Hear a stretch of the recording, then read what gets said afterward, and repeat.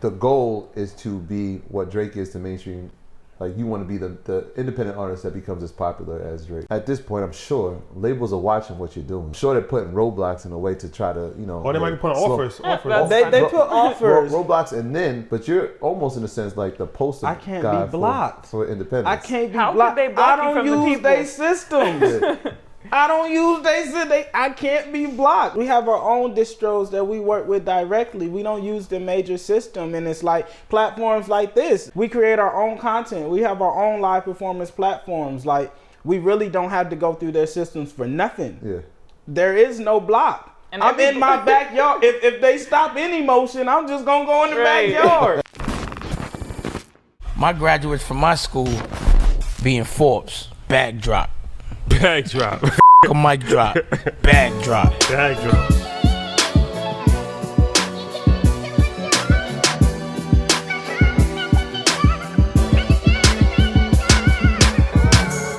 All right. Yes, we are back in the Dirty South, Atlanta, our second home. And every time we come to Atlanta, magical things happen. So this is going to be in line with that history that we've established in the South. So this is something that I'm looking forward to. So a young man, his name is LaRussell, out of Vallejo, California. Has been tearing up. Yeah. Well, my man Burns said I gotta lean. Come on, man. Okay. Yeah, so this is something I've been looking forward to because I heard about him a few months ago, actually, when he started to let people invest in his art. So he kind of sells shares of his music as like almost stock. Mm-hmm. Like, you can buy equity in the song. We'll elaborate on it later on, but that was dope. And then I found out that he actually has a campaign where he does a variety of different stuff, like merch, shows, different things of nature, and there's no set price on it. Mm-hmm. You pay whatever you want to pay. So that was interesting. Proud to pay. Yes. Then he's going viral for a lot of these songs. Get to that bag. Yeah. Come on. Go get that bag. I had to roll. I just got to get my hopscotch right. I seen you. It was looking a little rough, but I'm going to have to do the tutorial on YouTube. Get y'all right. That's going to go viral. 2, 1, 2, 1. All right, I'm going to get it. You got to get the dice roll. Started with it. Yeah. And then he's been wearing these Crocs. I've been seeing the Crocs. I pay attention to everything. I told him I was disappointed. If he didn't come today with them, I told you, I'd have been disappointed. Yeah. They part of the whole ambiance. Come on. So we're joined by him and the head of everything. CEO of all things. Tieta. And this is a dope conversation because they're building a brand organically. Mm-hmm. So it's a lot of things that come with that. Social media, marketing, learning about the distribution of music and business and all that happening in real time. So it's a dope conversation for independent artists, but it's also a dope conversation for entrepreneurs, mm-hmm. for content creators, for anybody that's looking to grow a brand.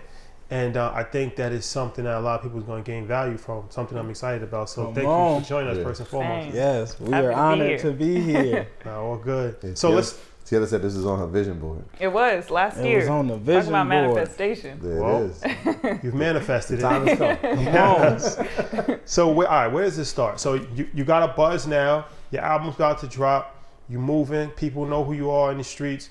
But where's the origin of this? Yeah, so, 2018, I dropped my first project, which was called The Field Effect. And I was like my first offering as a solo artist to the world. And the response from it just locally was amp, like that was also the first time that my pops like heard my music in a way where not just like through the door, but like, hey nigga, check this out, right? You feel me? So he started sharing it with his homies and everything, and I had it gave me an insane boost of confidence, and I was like, I'm finna throw a show. I've never performed before ever, never did a show, but I was How many followers did you have? Probably like 1,000, if that, a couple hundred. But I was like, I'm finna rent out the theater, and where I stay, and I'm finna throw a show. And we did it, and it brought out probably like 75, 80 people. But it was like my first time performing, and my first time like taking that leap in investment. Like, I used my own bread. My pops went half with me to rent the theater, and we got food and merch and everything. And that was kind of like the spark in the journey of like, I want this. You feel me? All right, so the theater's in Vallejo. Yep. Yeah, shout out to Vallejo. So, how did we get to that point, right? Like, because you're growing up, there's awesome musical influences. Obviously, we know E40's from there. But what made you decide that, you know what, music's going to be my route? Because a lot of people think, all right, I'll do it with music. But you had a certain level of belief in yourself. I can see it. Everybody can feel it. So, how did you get to that point? I just enjoyed it. I was always writing as a kid. Like since I was like 7 or 8, I was writing like poetry and just notes, thought. I write everything till this day. All of my thoughts, ideas. I just write a lot. So I've always had a passion for it. And just through that, I start kind of. One of my homies got a laptop in middle school, and we start making beats. I started learning how to produce, making beats for people and selling them. Then I start rapping over my own beats. High school, I end up battle rapping. I was rapping a long time. And someone asked me to battle. They didn't know I could rap. You feel me? Because I wasn't rapping publicly. I was just kind of in my lane, but I was like, I'll do it. You feel me? And I did it. Killed it. You feel me? It was a moment at school. It was like, I killed it, right? And that gave me that confidence to kind of like put shit out and share it and now put more into the world. And after I graduated, I ended up having my daughter. So I went straight to working, but I was always kind of dabbling in music, just doing it in the background and stuff, and just slowly building, you know. And then eventually it got to the point where I was like, I want to do this. I'm gonna put out an album. Right. So, all right. So when do you establish Good Company? Good Company, right? Yeah. So my first logo of Good Company has like an estimated 2017 date on the logo. So that was the first. I thought of the name and was like, I like this. Let me see where I go. And then I was like, just shooting videos for people and just kind of shooting my own videos, recording my own songs. And eventually it kind of grew and scaled. And in 2019 is when we start doing a lot more work, because like me and a homie start putting out more music. Like Tessie, I end up doing a project with her and we released hers. And we didn't have nobody to shoot our content. So you feel me? I always had cameras and learned how to edit and shoot. So we start shooting our own. And under that imprint, it was like everything was releasing under Good Company. It was just easier than to have her page here, my page here, they page here. You know, we put it under one collective. And when the pandemic hit, the company really grew because we started doing live performance sessions for like hella different artists in the Bay. It started off with just me trying to have content for all my songs, but we end up helping so many different artists in the Bay that the platform just kind of grew and took off. So the people were coming to you to shoot content for them. Yeah, I mean, coming to me early on, I was going to the artists that I liked. I was just hitting the one, hey, bro, I like this song. Pull up, I got a stew. I want to shoot this. I'm going to put it out. It was just as simple as that. And then eventually, yeah, people started hitting us to kind of come on the platform. Yeah, I feel like where you're from, and this is a valuable lesson, is like people will say, like, how do I get hot? And the first thing is like, get hot where you are. Yeah. Right? So get hot where you are. And like when I listen to your story, I can feel the Nipsey influence in it. Come on. Right? I don't know. I mean, you could talk to it a lot more, but I could just feel it from the Proud to Pay to the Power of Independence. Now you're saying like I'm shooting content for people, like you're doing everything. Yeah. How big of an influence did he play in your musical journey? Man, hyper. When I came up, you know, with the Proud to Pay thing, like that's his system that we've just kind of revolutionized. I was riding my bike one day and I was like, how the hell can I do that, but in my way? Because, you know, he did $100 album. And I was like, I don't know too many niggas with $100 around me, so that ain't gonna work. But I was like, but how can I still get people to kind of like invest and spend that money? And my idea was just like, I'm not gonna put a price. I'm gonna just let them, whatever you got, $5 is better than $0. You feel me? I'd rather make 5 than make none. So it was like, let me just allow people to decide that and let them do their thing. And then eventually it just scaled up. Instead of just, let people give you $1, scale to the offer-based side where it was like, okay, let me have a say in who gets to come and experience this as well. But, you know, make people really think. Like we started doing offer-based merch. And when we started, my boy Taz, who helped build the website and the system, we had when you log on, it had a minimum price entered. And I noticed a lot of people was just entering that price because it existed. So I hit them and I was like, bro, put that shit at $1,000. Like, make them choose, make them decide what it's Make worth. the minimum 1,000. Yeah. Not the minimum, but the default price that shows Okay, up when yeah, you click. yeah. I was like, make it 1,000, so people have to make a decision. Because we know you're not gonna pay 1,000, but now you got to delete it and put your own amount in, right? And when we did that, we noticed people start actually, they got to think about it. They like, okay, this is a hoodie. I like hoodies. I can't get a hoodie for $5 nowhere else. Let me give them at least one. It started provoking that thought, and it just grew from there. T, when did you get involved in the company? Man, May of last year. I think May. How like what was your involved? Like how did the conversation start? How'd you meet? So I was actually working at a local platform out there at the time, and I found him, and I was like, bruh, you are so... I was actually at A&R at the time, so I was supposed to be finding local talent, but I wasn't really finding anything I loved. Found him, and I was like, bruh, you are so raw. Like, I don't know why. I think you had like 3,000 followers at the time or something, right. if that. And I was like, why are you not like bigger? He had like a couple, like 50 views on his YouTube videos. So I was like, I work at this platform. I want to make sure you get on there, give you as much exposure as possible. So yeah, I got his information. I got him on there a couple times, and then he hit me and was like, I'm actually releasing an album. If you want to hear it, let's like grab lunch, just like talk game. And we've been two peas in a pod ever since. No, that's dope. So all right, so let's get into this business conversation. Let's start since you talked about the offer-based model. What is it? The offer-based model, that's what you call it? Yep. All right. So you do the offer-based for your music? Merch, shows, Music, merch, and life. shows. But that's like the main three: music, merch, and shows. Yeah, right? well, we also do these. We do these community brunches where people can come in and the whole community can eat, and they pay what they want. Like, we just buy out the restaurant and let them pay whatever they want for their meal, or they can just eat for free because I don't care and do whatever. All right, so let's talk about each one individually. So the merch. Okay, so you're selling hoodies, t-shirts. Yeah, like that? Gibbets. I sell concert footage, albums, books. On the merch site? Yep. So, like, what's the average price that somebody usually pays? It depends on what the product is. So, like, for an album, on average, probably like $10, $15. But then, like, you always have those people who go far beyond. They'll pay $100, and then some people pay just $1. Hoodies average is about $15, $20. Tees is about $10, $12. And the album, they are getting like a physical album, or is it just A digital? digital album. Digital. Yep. But that's a lot better than like. But you sell is it on Apple Music as well? Yeah. So what we do, I usually sell it like 2 or 3 weeks prior to it releasing and streaming, and I'll usually do like the first 50 to 100 people to buy the digital album prior. I'll give them a percentage of that album. So they buy the album, but can they also buy the songs?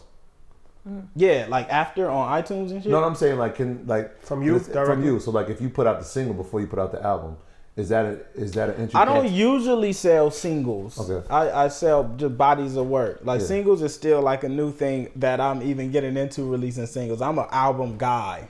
Okay. Okay. So let's talk about the equity. Explain that. Like, when people, they can buy a part of, it was like publishing, masters, like how does that The work? master. So Master. the streaming revenue that's generated through the distro, basically you have 100% of it when you release a song. And I start finding out, I had watched a clip. There's a manager, his name is Ty, Brent Faya's manager. And I had watched a clip and he was talking about splits. And I was like, it sent me through a whirlwind because I was distroing music, but I wasn't splitting everything because I didn't know, you feel me? So it was like, oh shit, I need to go back through. So I found a distro that allowed me to do splits, and I started splitting the pie with like the music video directors, my team who helped shoot, if you record, if you slate, if you do audio, the producers, my engineers, right? And then eventually we got to a point where I was like, man, bro, the people who listen to the music and make this shit blow up, they should be able to have equity in this. And just as a fan, I feel like that's some dope shit if you love a song and you're able to go buy a percent, you know, because like the stock market is like hyper confusing. Like, you buy stock in Microsoft, but you don't know them niggas. Like, you don't see them, you don't see what they doing, you really don't know. Yeah. Versus me, they see me going viral every day. So it's like, I love that song, this is an easy call, right? So it just, I start just allowing people to buy percentages of that 100% from the distro revenue. So it actually incentivizes them, right? Because Completely. the people that are going to make you go viral are the people that own it. Right. They play the song every day. Yeah. Now when you play it, you get paid. If he Yeah. win, you That's win. a win-win. They already support me, so now it's like, bro, I'm getting paid to listen to this shit. I'm getting paid to go to the shows. You feel me? Like, Right. eventually, your streaming revenue will cover your offer for the concert. And we also released a gold card membership, which is like the first artist membership. And with our gold card membership, any event that we throw, you can come to for free. I don't care if I'm in an arena, if I'm whatever. If my company throws it, you can come absolutely free. And it adds you to a split list. So when I drop projects, I just add certain people. They get percentages because they own a gold card. How much is the merch. gold card? It's offer based. Yeah. How much is it worth to you? So what is the percentage of splits that's left up for the people to purchase it, right? Because obviously there's a bunch of people that I have bought some niggas. songs where I've given away so what I first did before I start selling splits, me and Tope did an album called Cook Together, Eat Together, and I gave away the equity of that entire album to different people who helped me along my journey, different fans who I used to always see in the comments. We just gave all of the percentages away to different people.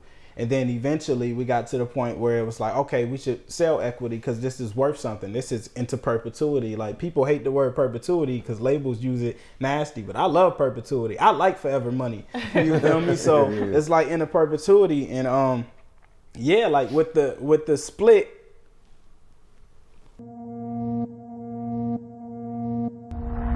Hey, listen, everybody. This is your man, Steve Harvey. My partners over at Earn Your Leisure. They are kicking off their first InvestFest World Tour on October 31st. I got my gun on me, I'm with the Achilles. I got my gang on the hunt for the spinach. You set it up and I've come for the finish. Run up on you, I'm in your city. It will be, get a load of this, at the Royal Albert Hall in London, England. This year's speakers list include Earn Your Leisure, Terrence J., Wall Street Trapper, Eon Dunlap, my business development director Tabidi Stevens, 19 Keys, and many, many more. Get your tickets before they are gone at investfesteuro.com. That's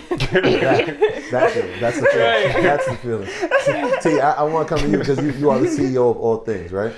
And when you're putting, especially merchandise, because we know a thing or two about that, for people to pay at any point they want, like you got to make the merchandise. Yep. So how do you balance that, right? Because you don't want to go into debt. Hey, man. Right? No such thing. You don't. We You make can't it lose. in-house. You can't can't lose when you lose. trust the people. Like, people scared to trust. When I first decided to do that, my pop used to be in my ear. He like, nah, you gonna look. I'm telling you, you can't do that because this the production cost this. And I used to be like, trust me. So one day he told me he was watching during the show. He said he was sitting there with notes. He's watching everyone who comes up to the booth and pay because he's like, I'm finna prove to you losing. Mm-hmm.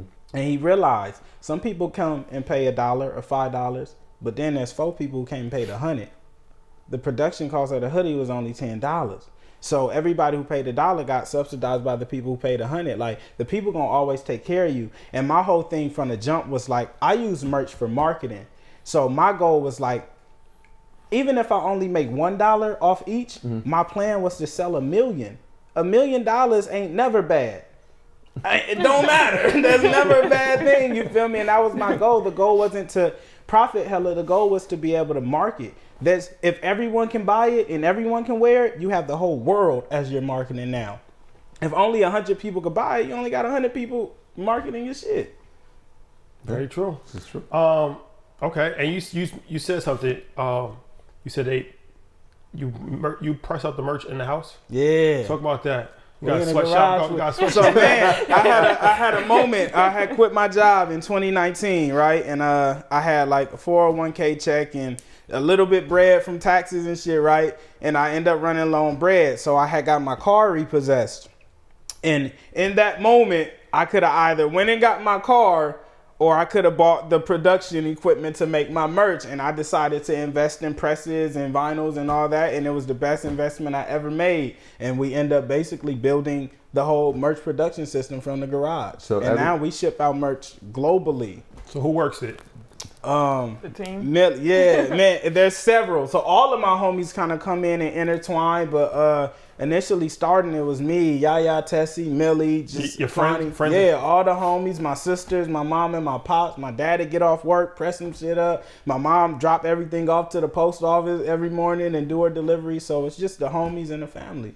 So, I mean, that's a great operation. Come on. Yeah, we try. So my thing is like a lot of people, and you know, they say to us, how do y'all work with family, right? I feel like from your experience, how has that been? Has there been any negative, like, things that have happened because you work with family, or certain things you can't get across because they don't understand the vision, or has it been a smooth transition? You know, obviously seeing you as a young man, now as an artist, as an entrepreneur, and the CEO. I don't think necessarily it's been any bad, because I've always been willing to do everything myself. So everything else is additive. Like, you know, when we started, I was down there pressing merch. I buy it, I'll do it. I'll spend hours down there making sure it happen. And I'm still like that till this day. I'm willing to do it if someone else doesn't want to do it. And but the whole family benefits from it. Everybody understands what's growing and what's bubbling. Everybody is a benefactor of this being successful. So it's an easy call. Yeah. So we got the music being made there. The merch is being made there. Mm-hmm. And now the concerts, we got a residency in the backyard. I was going there. Come That's on. where I was going. Come on. So we got the residency in the backyard. Yeah. So what sparked the vision to build the stage back there, man? Because it looks dope. Man, it's lovely, right? I love that place. It's beautiful. Man, I did a show at a venue, and prior to us going to do the show, the owner had called, and he was just on some bullshit, like skeptical, because it was a Proud to Pay show. It was like, nah, people gonna pay what they want. We gonna do this door split. This is how we do it. This is how I do my shows. And he was like, well, I don't know if it's gonna be successful. And I damn near canceled the show because, like, I don't like to do business with anybody doubting me, right?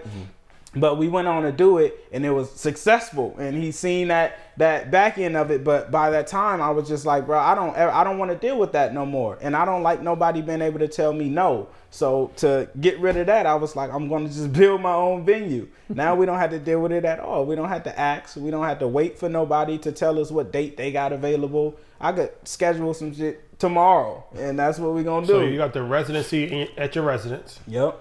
Okay. Right. How often do you do shows there? So we started this year. We did 4 so far, and we do 1 each month.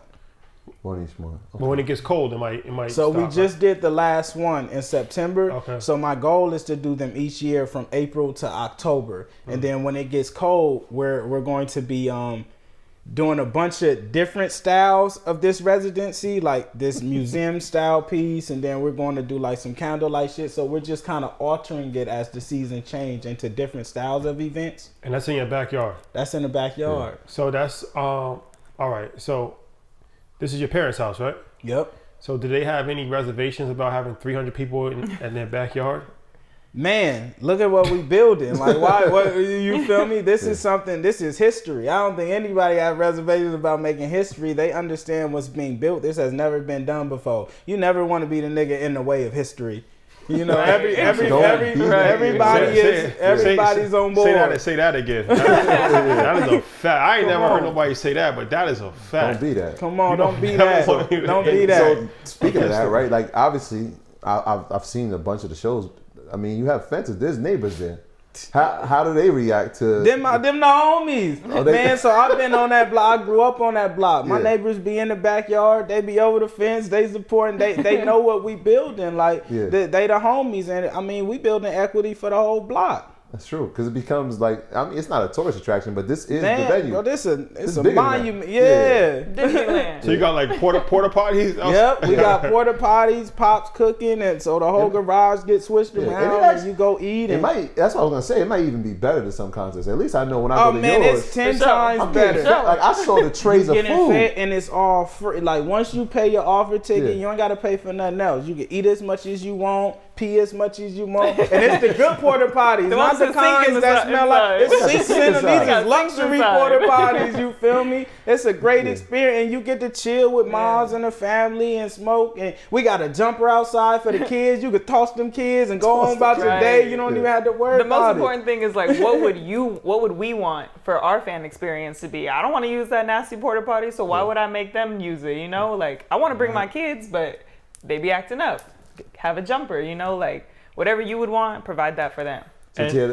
From the standpoint of content, right? Like some of the shit, they're not. You're not always performing in front of people, but you're always performing. I'm always performing, right? And so I'm watching a lot of stuff. It's just you up rehearsal. there. Yeah, it's you and there's a camera. Yeah, so you're the camera. Yep. So like, what is that like? Right, watching history being made and being part of it.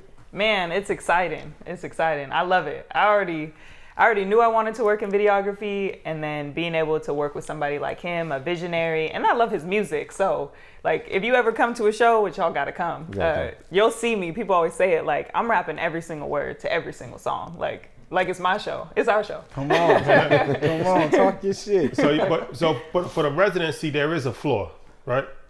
Like there's a minimum that you have to pay for residency. No, not necessarily. No? So we choose a range. Like we do a bunch of first come first serve because like, bro, y'all got here first. Let them in, and then we'll sort high low, and then we'll just take some from this end, the middle. We have thousands. I got enough offers to do this show for the next 10 years. So the way your career is going, you're going to be traveling and doing shows domestically, overseas. Do you think that you could continue this model at because, like you said, some venue, especially as the bigger the venue? I'm happy you asked. Yeah, I'm so happy. So we're building something now where like I'm taking this offer-based residency style show on the road. Like previously, I didn't have a big amp to tour because I couldn't do it the way I want. Like when I tour, I want people to be able to eat and have a good experience and get the same experience they get there, but everywhere else. But it's like when you tour and you work with these promoters and you doing door deals and got to do $15 ticket, you're not making not making enough to do this. So we're creating a system right now, an actual tech to back the offer-based tour. So we're creating the first offer-based ticketing platform, Ticketmaster, but ethical. You feel me? The ethical Ticketmaster. The first offer-based version where you could literally go online, put in your offer, how many tickets you want. It goes to a portal. We either accept or reject. You get sent your invite. So we're taking this style on the road, and eventually we're going to open up to where everyone could do offer-based shows, and you don't have to do standard tickets because it's like you guys do InvestFest and things like that. Imagine if it was offer-based and no set ticket price. Some of these people who come to y'all shows, y'all change their lives. They be willing to pay thousands. Way more than whatever is the price set. You feel me? Like I've been able to make more money off a show than artists who are 10, 20 times my size because I have real people who really support me that I've changed their lives. Or it could be also a thing where even if you do have a set ticket price, you could have a offer price as well. Like it's like, let's say the ticket price is $100, but then you could have like an offer price. Because like you said, somebody might want to pay more. That doesn't work because then people rely on the set price. Like he was saying with merch, like when you set a price, that's what they think the value of that ticket is. They'll always choose that. They don't even think for themselves like, oh, well, I want to pay this or I could pay this. They just go with what it is. That way they can get their ticket. But so the goal is put it at 5,000.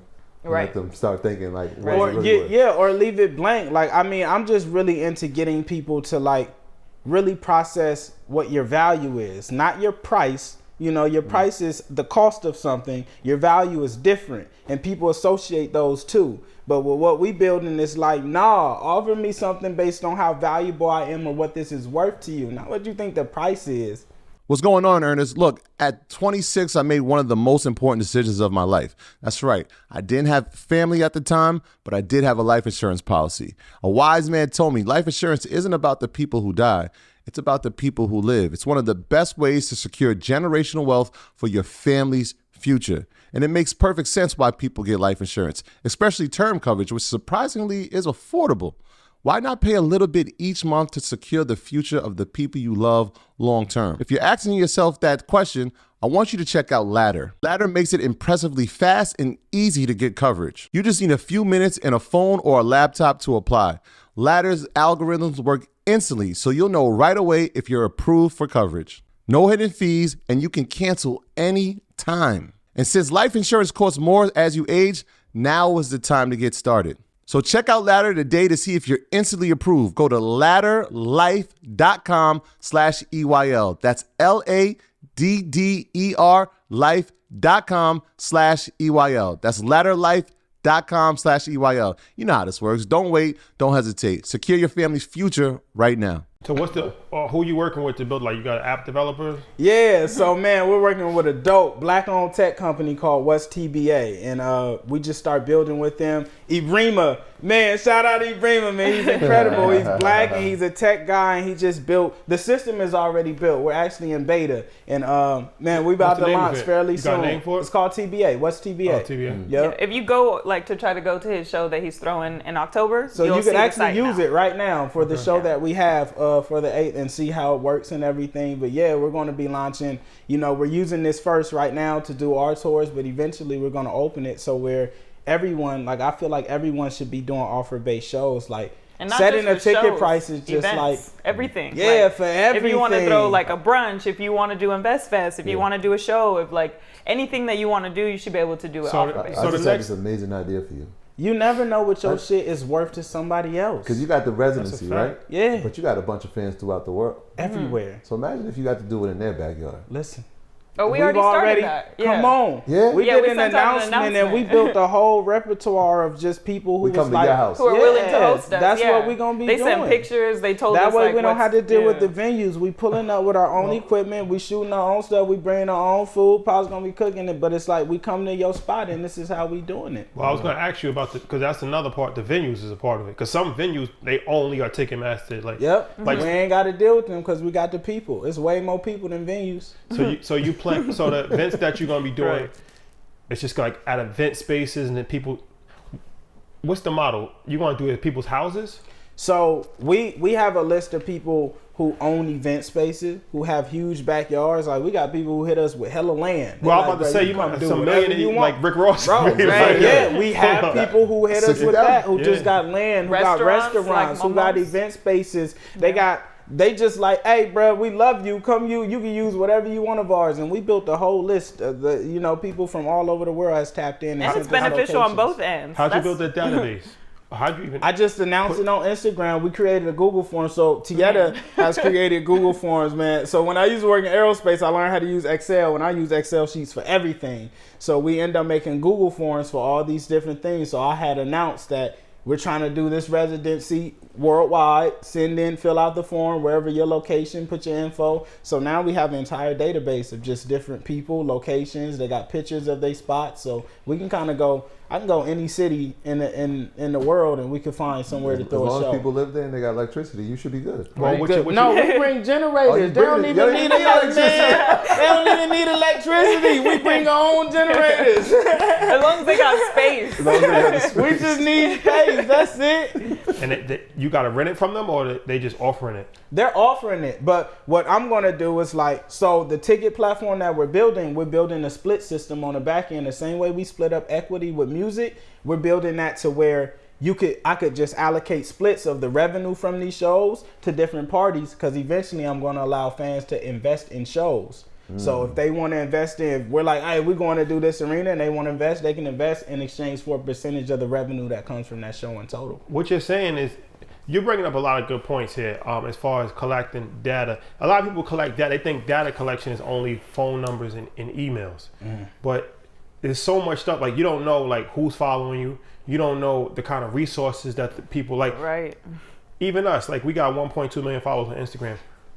We don't really know what they have. Yeah, exactly. We don't know what they're willing to offer Right. us. Like, we could potentially have, like, Buckingham Palace. Like, you never know. Like, know what I'm saying? But it's like, you don't know that until you run into somebody. Until you ask for it. Well, that's what I'm saying. Like, but previously, it would be like you have to have a physical interaction, or because people might not necessarily just offer it. Yeah. But then when you ask and then you have a system, then it's like you never know. Google Forms. We just built we built an instrumentalist repertoire as well. So my violinist, his name is Michael Prince. He's from Texas. He's 21.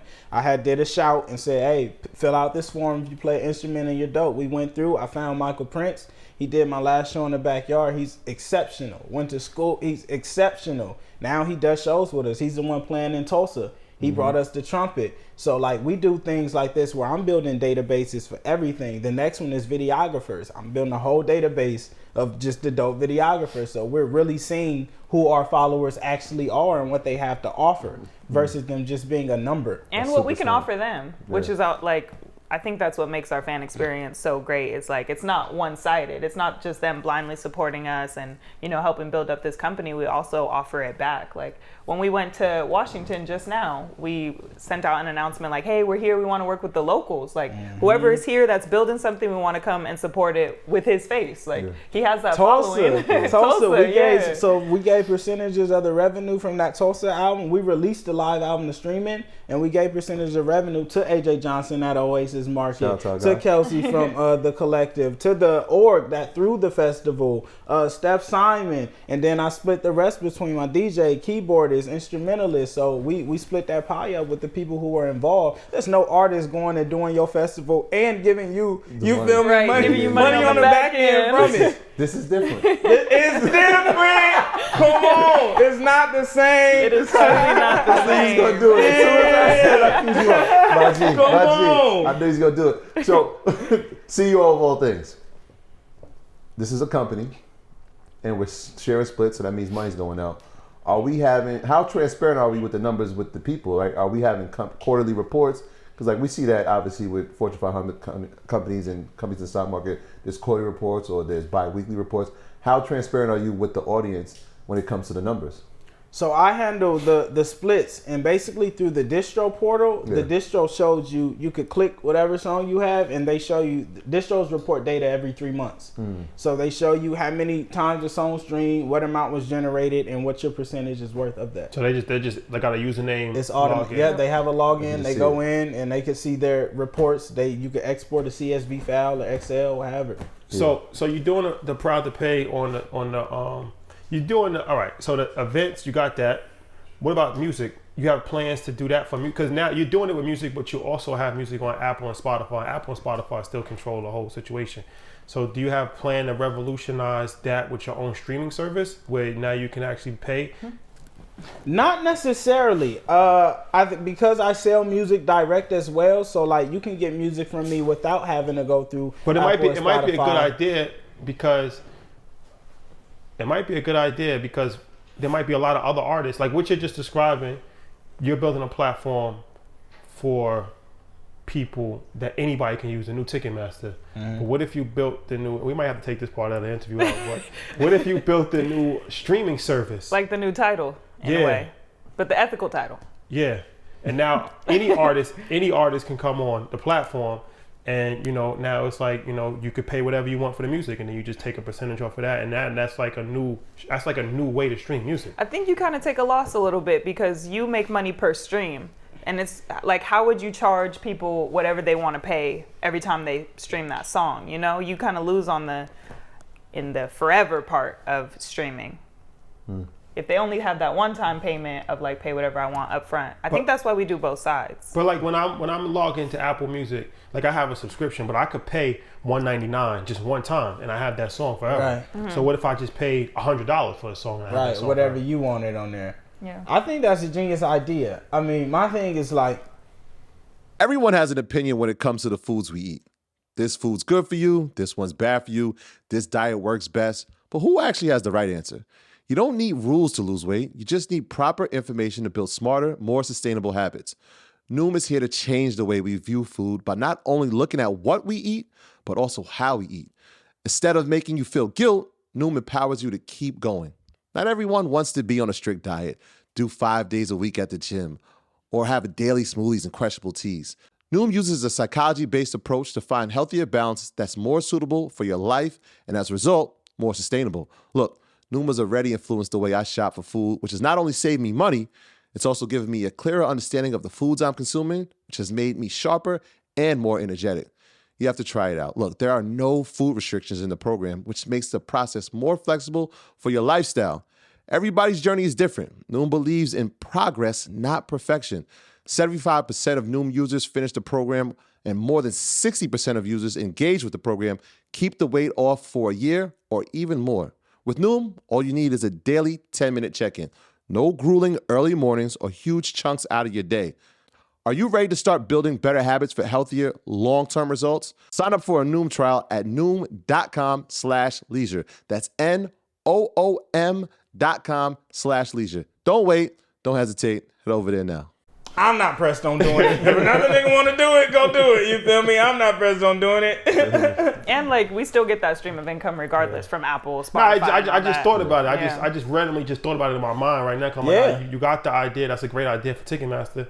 What about doing the same thing for music? I think we could try. Yeah, like, I if we think thought that's about it harder. I think that's a wave. I don't be like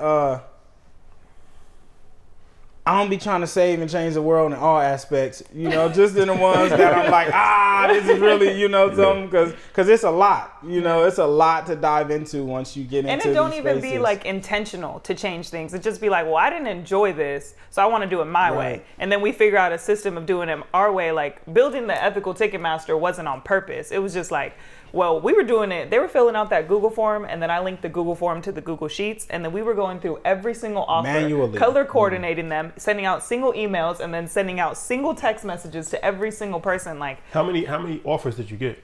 Over the span of the 4 shows, thousands. Thousands. Like I think we almost hit like 5,000. Just this last show for October 8th, we've got about 1,000 offers for this one show. So what's the vetting? So you got to see if it's legit, because people might just say anything. Like, well, we'll send out all the offers. It doesn't matter. Like somebody sent out the very last show. Somebody sent out a $4,000 offer for a ticket. No, I mean as far as the offering for like the land or like you can use my house. How do you verify like this is actually somebody that? So if we're interested, we'll email or call and talk to them. And I mean, I'm somebody who, if I talk to you, I can smell bullshit, right? Real fast. So it's just as simple as that. Like we've had some that reach out and it's like, right? So we end up doing a show in Sac at this place called the State Farms. It's a black-owned farm out there, and they got a bunch of land. We end up going there to do one of our hometown hero shows. They provided the space and the home for us to do. We brought out food trucks and stuff like that, and it was just like, it was real. We seen the space, we called, and it was like, yeah, this that energy. We know what's up. Let's go. No, it's a good idea. I mean, because people have a lot of stuff. Like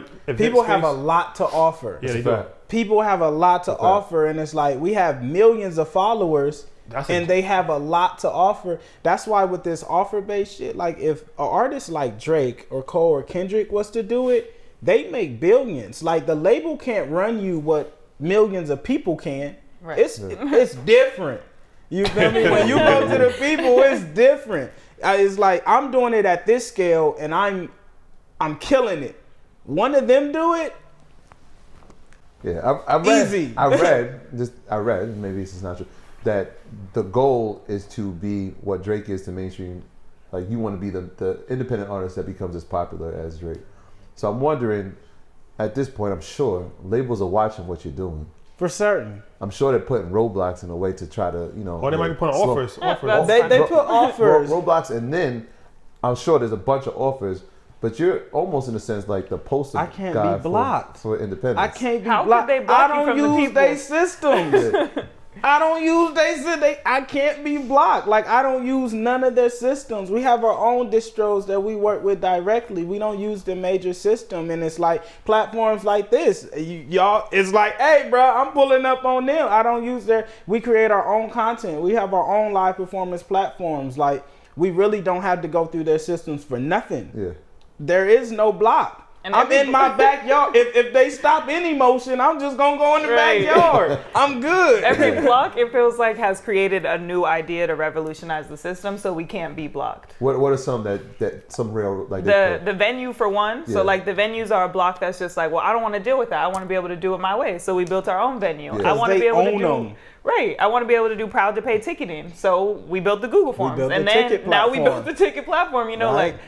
I would suggest they don't stop. let you put everything on their site. So now we Right. built our own shit. Right. And you could pay for tickets in a way that we created and revolutionized. It would be in their best interest to not block us. Have the offers come?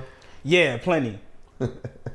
Have you ever been tempted? Have you ever been tempted? Definitely. I mean, when you see money, and, Well, would you ever? Because I mean, I'm always a fan of collaboration, and I feel like, you know, if you got leverage, it may not necessarily be a bad thing to use somebody else's platform to grow your platform. So not at all. And if it makes sense and it's right, like we currently have a partnership with NPR Global with J.R. McKee, which is a 50-50 profit split, and we're just building. Like they're doing what they do best, we're doing what we do best, and we're rising. We have another partnership with Russ, which is another 50-50 profit split. He's doing what he do best, we do what we do best. The rapper Russ? Yeah. So no, I'm not against doing deals at all. I'm against doing bad deals, and it just happened every deal that comes from a label to us is a bad deal.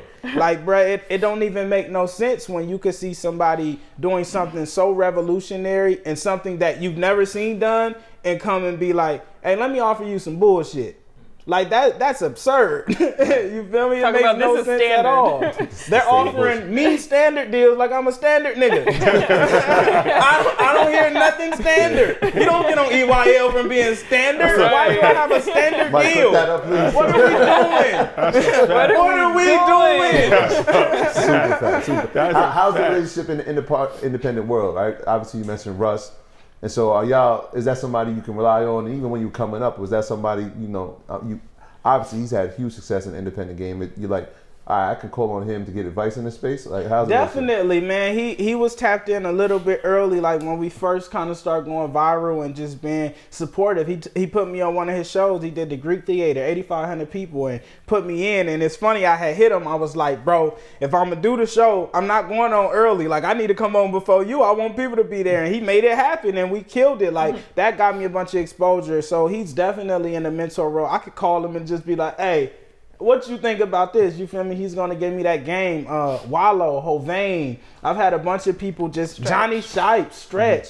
A bunch of people who's really, even if they didn't understand my independence at first. Man, just recently Hovain texted me. When I first met Hovain, I was telling him like, nah, we can't do that. This is what I'm gonna do. And he was like, nah, I think, you should go with a label. You a superstar. Yeah. And now he texted me recently. He was like, man, I ain't never seen this shit happen. I believe in anything you say, nigga. Let's go. You feel me? Yeah. So it's been dope to just see the mindset change of what people think is possible as an indie, because people have been indie for a long time, but what we're doing is completely new still. You know, we're creating new things in an industry that existed for hundreds of years. Yeah, you are a disruptor in this space. And Come on. Like, I want to talk about that because Hovain actually is the one who tells Charlamagne about you. Yep. And then Charlamagne tells the world, and now Charlamagne tells everyone. He tells the world, and then now I'm like, wait, who's? And then I watch. I'm like, oh. So like, what was that moment like when that recognition started to grow at a different scale, right? Because then obviously after that you end up on the Breakfast Club. Yep. So what was those moments like for you? Man, a product of the work. I know I'm always going to end up wherever I work. If I take a shovel and start digging, I'm gonna get a hole. Like that's just, so everywhere I get to, I know it's due to my action. I did all the right things for the right shit to happen. Yeah, I'm gonna take a quote from one of your freestyles. What's up? It was a bar. Come on. One of my There's favorite. Plenty of them. There's a lot of bars. This is true. But you said I can't build a house, but I can build wealth. I was like, okay, I like that, right? So where did the mindset come from, right? Because I'm hearing independence. I'm hearing, obviously, you're disrupting this game. But where did the mindset start to develop? Was it as a young age, or as you became in this game and saw like, yo, this is not the way, let me change Definitely both. As a youngin', like, my pops was a hustler. Like, he sold everything except drugs. And it was like, he always had me in motion, in assembly, or just around where I was witnessing somebody build independent infrastructure. All of his homies worked for, like, you feel me? I seen him put people in positions to win where their life was different after. So I've always kind of witnessed it and experienced it. And he's always been someone where if he gonna do it, he's gonna do it better than everybody else. Like, if he's gonna do it, you're gonna get the package in and the grand and things. So that was always in me. And then getting into this game, I had that chip on my shoulder early because it was like, ain't nobody offering me no reason. Niggas ain't inviting me to come to this shit, so I'm going to do it myself. So I ain't never got asked. And then once it got to the point where people did start coming in, we have everything now. We've literally built everything, so you got to really offer something substantial. And they don't be talking about shit. Like, honestly, they don't know what they doing. Like, you know, I've gotten calls from a few people that they're like, man, they telling us to watch y'all so we can see how to do our thing. But it's like, you know, we're setting blueprints for what this is. I haven't seen too many label artists release recently or come out that had like rollouts that I was impressed with, or like doing too many things that I'm impressed by. You feel me? Like, they're just all doing the same thing over and over and over. So copy and paste. It's a lot of independent artists that's doing their thing right now, like Toby Nwick, you know him? Yeah, Larry June. Yeah. Is Simba independent? Simba's not indie. He's not. Okay. He's not. Okay. But yeah, it's a few that's actually like, I like, of course, Russ. So I Rex think, Life Raj, it's a few out there. It's a good vibe right now. But let me ask you this: as far as social media, because that helped your campaign a lot. What was the strategy to grow your social media campaign? Like, what's your inner workings in your social media empire that you're building? Man, that shit has been like level by level. I used to post probably like once or twice a week, and I was posting like dope content, like live sessions, and I was feeling away because I was talking to my pops. I was feeling like I was doing hella work. I had more content than everybody, but I'm like, man, I'm doing a bunch of work, but a bunch of stuff ain't getting done. Like, I wasn't feeling like I was advancing. And my pops was like, man, you need to post 30 days straight every day. Like, post every day. Let these niggas know you got it, right? And I was like, nah, that ain't gonna work. They just gonna get tired of me, right? But I end up doing it anyway. And after the 30 days, I didn't see a lot of growth. So I was ready to go back to him like, nigga, I told you that wasn't gonna work. You don't know what you ain't on social media, right? But I end up realizing that it's like a job. You know, when you go to work, you do a bunch of work and you don't get your check till 2 weeks later. In music, you might do a bunch of work and not get your check till 6 months later. Yeah. But eventually that shit hit. And the Wallows start seeing it, and the Meek Mills and the Russes, you know, after that 30-day influx. And then after that, it was just up. We post every day, probably 5 times a day. I look at it now like being at the batting plate. I'm going to swing this bat as many times as I can. Like, if you only they tell you, man, you got 10 minutes. How many home runs can you hit? If you only swing once per minute, you whooping yourself. I'm swinging that shit till my arms fall off. And that's how we look at content. Like, we swinging. That's actually how we ended up going viral. Like, when I met him, I was like, bro, like, give me all your content. I'm going to cut it up. Like, originally I was like, why you ain't on TikTok? Like, bro, TikTok is where it's at. So I was like, give me all your content. I'm going to cut it up and I'm going to put it on TikTok for you. And I think I was posting on TikTok like 3 times a day, morning, like evening, or, you know, midday, evening. And I think maybe like my 12th post was the 2021 freestyle, and it went, and it was like, the proof is in the pudding. Like, what are y'all doing? That was one of them. And a lot of people get discouraged because they like, you know, they gotta have high level production or video. Like, nope, man, you have a videographer, but you do a lot of cell phone footage. Just put the cell phone out. What? Nah, we be on the Black Magic. No, I'm just saying, like, when I just seen you in DC, like the president's home. Oh yeah. That's just cell phone footage. Right. Like, you do a lot of that though. Yep. That's just good mix. Pull the cell phone out and just record. I'm here. What's going on? Tap in. Da da da da. That's content. Or like even and that did like 100K views. That's what I'm saying. That's content. Yeah. Yeah. The reason why he wasn't on TikTok was because he's like, I don't make TikTok content. Like, I don't want to be one of those TikTok people. And I was like, bro, you don't have to make TikTok content. Just post your content on TikTok. Just make great content. He gave it to you freely, and then you were like, all right. Once you saw it, did you see the magic? And like, what was that for you, right? Because now you've got the content. Yeah. There's a bunch of it. Well, I had already seen his live session of Do That Little Dance. That's when I was like, oh, man, right? That was my first introduction. I was like, with the first bar, like African nigga in a European, I was like, okay, who is he? And then I was telling him, like, bro, give me your content. And he was just playing, like, just wasn't really trying to give it to me. So I pulled up, like, bought a drive, pulled up and was like, no, I'm about to get this content. And then after that, it was just up. It's like, been up. It's up. Super ain't up. no way. Yeah. Then we figured out, you know, just microing things, like taking one interview and taking 10, 20 pieces out of it. Now we got 20 weeks worth of content on interviews, like shows. When I go do a show, I perform an hour set. And I do variations with the pianist and shit. So out of one set, that one Toaster set, we got about 40, 50 clips. Breaking down bars. You're going to be seeing that to the end of next year. You're going to be seeing some of them pieces going viral here and there. And I perform so much. When I say we got thousands of pieces of content, I don't think nobody got more content than us. You can't out content us. I saw you give that advice. It is in one of your social media clips. You're like, I'm going to drop at least 10 bars every interview. Right. 10 bars. At least you're going to get some gems. That's 10 clips. Right. Yep. And his morning post too. You got a lot of clips from this interview. Yeah. We went through all of his raps. We broke down the favorite bars. How you had like quotable bars every single morning. Now we got posts every morning for like quotables. Just a quote or a bar. And those do numbers. That's just building it up. Like we said with TV. If you see me 5 times a day, I'm family now. You see me more than you see your actual family because you own there. So once you see somebody 5, 6 times a day, it's like, bro, I'm a part of your routine. So You like a renegade. Another one. Another one. We got the bar counter. Yeah, LaRussell did. So I like you because you seem like you're just doing your own thing. Because I pay attention to everything. I study a lot, and I'm watching, especially these new rappers, and it's a trend to have like 5 posts on Instagram, 8 posts. They post like one, like the last post will be like September of 2021. Like I see that a lot. Like It's so artists, like they don't confusing. post. A lot of artists don't. Which I'm like, how are they getting so much buzz if they're not even posting on social media? We realize like when they sign, the labels will strip their Instagram. Like, oh, we're rebranding you, Clean it and up. that is Yeah, so they delete all the confusing. pictures. Yeah. It's just like they gotta be a perfect photography. Why would you whooping them. delete what got you whooping the them. deal? They look That don't like- make no sense. This is the image we're gonna paint for you. Right. whooping Why them. would you do? Yeah. And then like that was the artist that brought you that buzz. Like those fans love that artist. You want to strip that artist away and rebuild him? That's why they're so disconnected from their fan base when they come out. It's like I don't even know who he is. He got a chain. He's standing in front of a Ferrari. Like I thought he was broke. How confused? It's all rented. Like it's not even the same guy. I want to talk about I hate when life's going great. Yeah.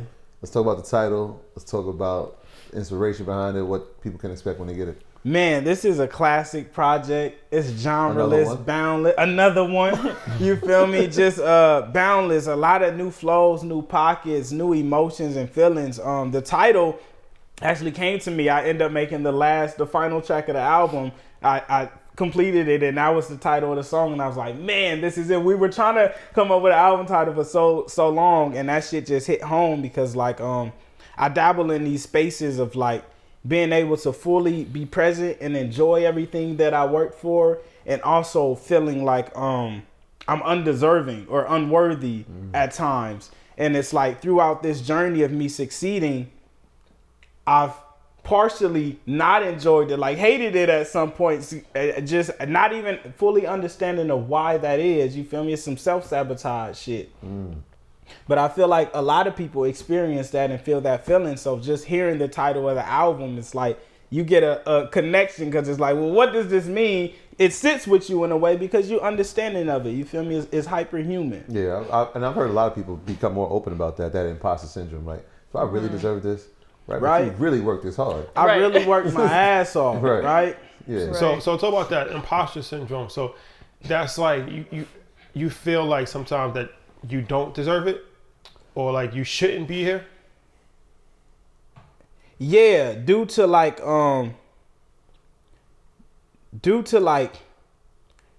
however I'm conducting myself in a human space. Like if I do something that doesn't resonate with my soul well, it'll make me feel like I'm undeserving of my great life. Right? So if I just do something foul that I'm like, that wasn't morally correct, I should have handled that better. For me, it's world ending. It's like, you don't deserve nothing. You're not a great person, right? But that's untrue. But it's like, that's how it feels internally for me. So how do you manage that? Man, just living, kind of going. You got to go through it to get through it. You have a therapist you talk to? I just recently started therapy, and I be on the fence about it. I be talking like, this shit ain't working. He be hanging out I be on the fence about it, man. I'm about to fall off this shit. And my brother Fonny, man, he ain't no good. He be like, that nigga said, what he tell me? He was like, I didn't know we needed other niggas to help us out. You feel me? Like, I forgot what he said, but it was something in the line of like, bro, you know what you got to do. Like, nigga, do it. You come here alone and you leave here alone. Like, take care of your business and your problems. But I have went to therapy, and I got mixed feelings. I don't know how well it's working for me. Full disclosure, he didn't stick with it either. He did like 3 sessions. You gotta know when to quit sometimes. A trial run. He's also hyper intelligent, so like when I was Hyper. suggesting it to him, I was like, it's gonna be that's difficult. a Bay Area. Yeah. You seem like you've always been an extremely intelligent person. Were you like a straight A student in school and stuff like that? No. You say you work in No, but- aerospace? yeah. So are you like was- Mensa? Like you were like So like I gifted was and talented? I was really I was in like GATE programs early on in school. I was always really smart. I wasn't a straight A student due to just like negligence. I just didn't want to be. I didn't care for it. Like the school wasn't stimulating for me. I was writing raps and shit. And then I started in aerospace. I started on the production floor, but I ended up learning everything, like how to do formulas and how to work the network. They had a system called SAP Network and just how to move. I'm really good with numbers and shit. So I start moving up and advancing to like the admin side. I was damn near the only one up there with no degree. You feel me? Because I just knew the systems. I knew how to work it. But I was always really smart. I always felt like I was a little bit ahead. Would you consider yourself a genius?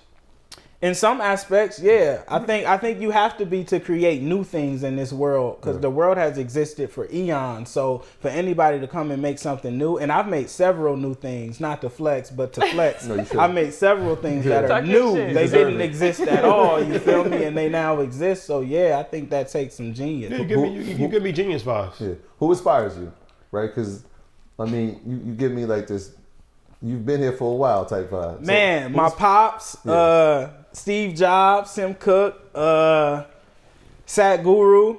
I really love Sadhguru. Jason Wilson. Who's Jason Wilson? He wrote a book called Battle Cry. He was on Breakfast Club as well. Cry Like a really Man. great. And Cry Like a Man. Really great author. All right. So this is before I think that's super interesting, right? Because I said who inspired you, right? And you would think from an artist, you might hear Jay, you might hear Nas, Right. But I kind of figured that you wouldn't name any of those. Not that they haven't influenced you, but I'm listening to the names you named. I'm like, that's why. Like, it's different. It's different. Come on. Well, let me ask you this: as far as growing up, Vallejo, that seems like a urban environment, right? Yeah. But you seem like a eclectic type of person who's very intelligent. What was your how was it in high school for you? Did you have a vibe in high school? I mean, it seemed like you're a cool dude and like people connect with you, but it seemed like you're probably not interested in what the vast majority of people are interested in. I mean, I've had my time. You feel me? I've dabbled. Like I had it like working in aerospace. I was making a little bit more money than most of the people my age and around me. So I was overindulging, and I've had my time in trying to like fit in, trying to not necessarily trying to fit in and trying to prove myself, trying to be like over hyper masculine and things like that. I've definitely had my time just due to surrounding and upbringing as well. It depends on where you meet me. You get a different. This is my standard. I'm calm and relaxed, but it depends on where you meet me. How's balancing being on? You say you have a daughter, right? Yep. How's that balancing being a father with traveling and being on the road and all that? Man, it's really dope because like I've always, and just now I'm cultivating an even grander relationship with my daughter where it's like explaining to her that I'm like the homie, right? You feel me? It's like I don't rule over you or have sanction over you. I don't own you. Like, man, we were talking the other day, Sadhguru has a quote that said, kids don't come from you, they come through you. You're just their passage here. And I'm really cultivating that experience with my daughter where she gets to make her own decisions. Like, even we'll come from school walking and we'll do like problems. I have her do extra problems, but instead of me, like, I used to just say, all right, this how many you gonna do and this how much time. But now I ask her, how many do you want to do and how much time do you want to do it? And just learning how to really allow her to shape her life and just trying to water instead. Because, I had a child very early and young and I didn't have like the most guidance to like properly lead her. So now it's really just. How old is she? She's 10. Okay. Right now it's just trying to be like beside her in the best way that I can be. Because, I'm still dabbling, still learning how to be a great father and just a great human. So as I grow, that'll kind of just grow and get nurtured. Powerful. That's powerful. Yeah, man. Shout out to all the fathers, man. Shout out to the fathers. Come on. Shout out Pops, man. We on EYL, dog. Tell the niggas at the job is up. Yeah. In the freestyle, and now maybe I'm trying to put the puzzle pieces together. You said that you spent your own first $50K before you ever had any. So the aerospace is what was funding that? Yep. It makes perfect. Nah, I get it. Yeah. Yeah. Yep. Okay. Man, I was spending all the job money buying cameras, marketing, merch equipment, putting in on shows, buying venues, flying wherever I go, all of that shit. Got you. So what's next? What's on your vision board for the next 5-10 years? I'm building Disneyland right now. Disneyland. Disneyland, you feel me? That's the goal at home, like really building something where, like, just the backyard in this past 4 shows, we've had people fly out from damn near every single state. And that was my goal. Like, I don't really want to tour. I want people to come Like to me Graceland. so they can experience, you feel me? They could get this experience here at home and just building the equity of Vallejo and the worth there, because no one flies to Vallejo for nothing. So this is the first time in history we've had celebrities and athletes and stuff coming to the V, to experience that. And with that, people, the hotels make money and the restaurants make money. So I'm really building equity and bringing it to the city. So my goal was to build that at home, give us something that we can have for generations to come. And it's like, man, this, I want a statue when I'm gone. Like, we really changed some shit.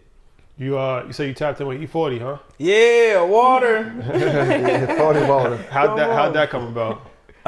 Initially, I think the meeting came through Pilo. Pilo sent me the Again record with him and 40 on it, and I hopped on, and then we shot the video, and I met him at the shoot, and he knew what I was building and what I was doing, and he shot me the line, and he's just been in a mentor role, just like he'll tap in and show me love, just really affirming and everything, man. It's just been a lot of love and embrace. And I was telling you, Vallejo is home of a lot of good musicians. E40, yourself, her. Yeah. One of my Anybody else that favorites. I'm missing? Nefta Pharaoh, we got Gary June. Who's all out the V, man? You put me on the spot. It's so many. Tessie, hey Cujo.